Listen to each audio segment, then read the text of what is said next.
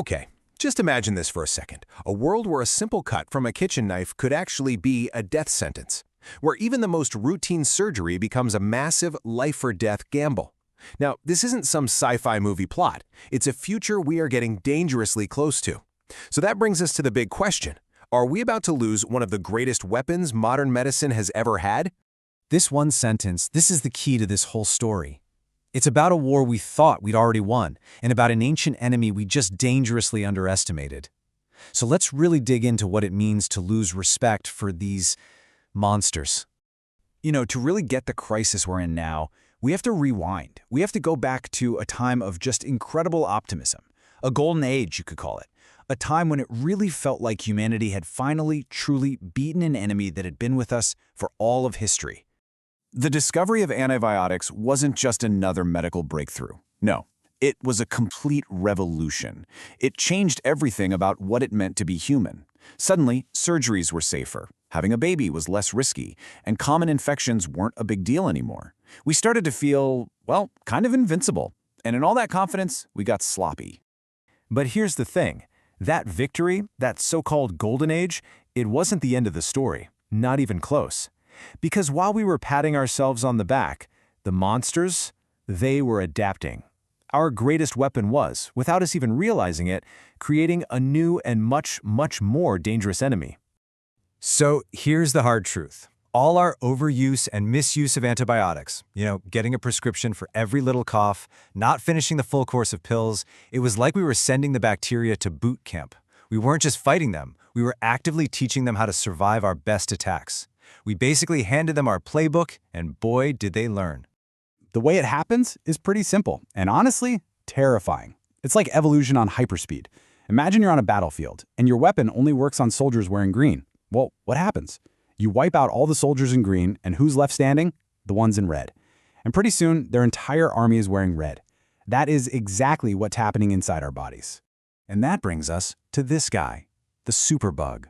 And this isn't just any old bacteria. No, this is a hardened veteran that has seen our best shots and has learned how to just shrug them off.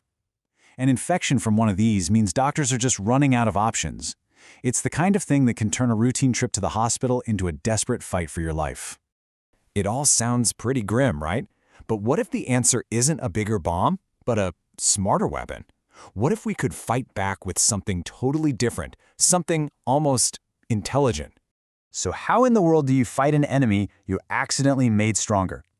Well, the answer might actually come from looking back at nature's own billion-year-old arms race.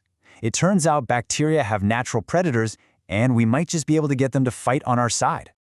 I want you to meet the bacteriophage, or just phage for short. Think of it like a microscopic assassin. It's a virus that is genetically programmed to do one thing and one thing only: hunt down and destroy a very specific type of bacteria. It is nature's own precision-guided missile. This comparison just lays it out perfectly, doesn't it? Antibiotics, they're like carpet bombing. They wipe out everything in their path, including all the good bacteria in our gut that we absolutely need to stay healthy. Phages, on the other hand, are like those high-precision missiles.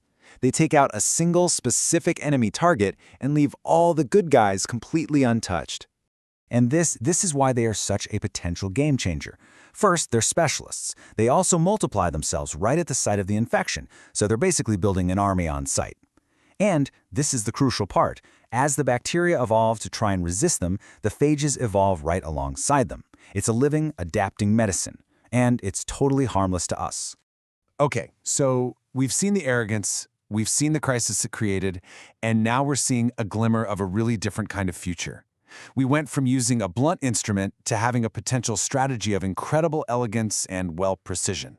In the end, it all comes back to this. We lost respect for the monsters, and because of that, they grew stronger.